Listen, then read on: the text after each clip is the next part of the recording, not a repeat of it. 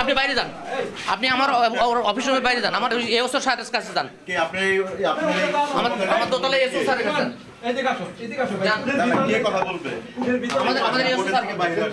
আমি বাইরে যাবো না। আপনি কি সন্ত্রাসী করছেন নাকি? আপনি আমাকে বাইরে যাচ্ছেন না যাই বলে কেন? আদালত চলছে, আপনি আমাকে আদালতের এখানে আমার কথা বলতে নিতে পারেন না।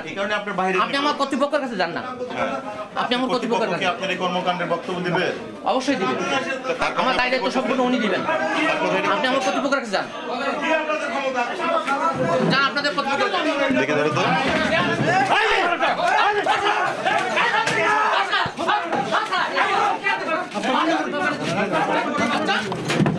আপনি কি করবেন ভাই? জানগা তো একটু বাইরে যান একটু। কোনো ইশারা একটা মানুষের সুস্থভাবে কাজ করতে যায় না।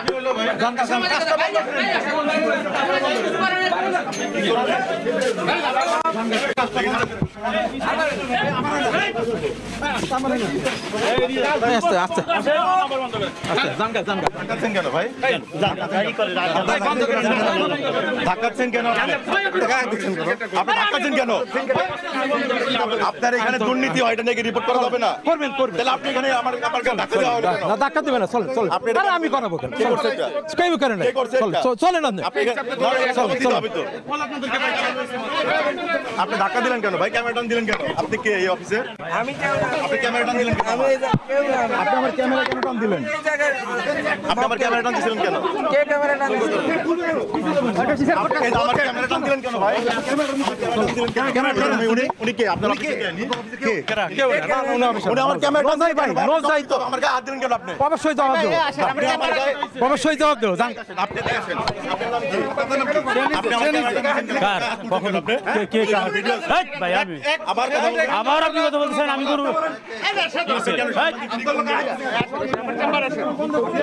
পরে ভাই পরে আপনাদেরকে কেন আপনার বাইরে টান? আপনার কেন বাইরে টানতে চাচ্ছেন? আপনার কেন বাইরে টান? কারো বাইরে টানছেন আপনার? কে চেয়ারে বাইরে? কোন সাংবাদিকের না? এখানে আপনার সাংবাদিক আপনাদেরকে মানব বাঁচা যাবে কেন? প্রশ্নই আসে না। প্রশ্নই আসে না সাংবাদিক। সে কিভাবে একজন গণমাধ্যম কর্মীর গায়ে হাত তুলেছে, আপনি এটা কি ব্যবস্থা নেবেন? ভাই আপনার সামনে কিভাবে এটা করবেন? আপনার সামনে একজন গণমাধ্যম কর্মীর গায়ে হাত তুলতে পারে কিনা, আপনি কি ব্যবস্থা নেবেন? আমি আত্মতে দেখিনি। আমরা হঠাৎ করে কথা কাটাকাটি শুরু হয়েছে।